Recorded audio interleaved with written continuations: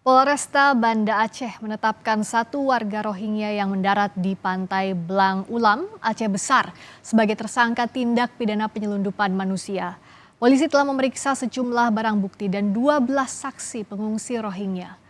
Kapolresta Banda Aceh menyebut tersangka berperan sebagai orang yang mengajak dan mengkoordinir warga etnis Rohingya untuk pergi meninggalkan kamp pengungsi Cox's Bazar, Bangladesh menuju Indonesia. Tersangka meminta bayaran 100 hingga 120 ribu taka atau sekitar 14 hingga 17 juta rupiah per orang. Polisi menyita 2 buah ponsel termasuk foto ketika tersangka menerima sejumlah uang dari para pengungsi.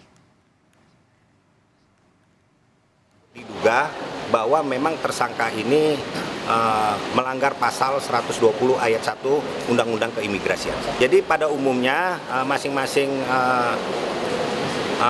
warga Rohingya tersebut itu menyetor uang sebanyak 100.000 sampai dengan 120.000 taka atau 14 juta sampai 16 atau 17 juta rupiah, demikian. Per orang? Per orang. Ya.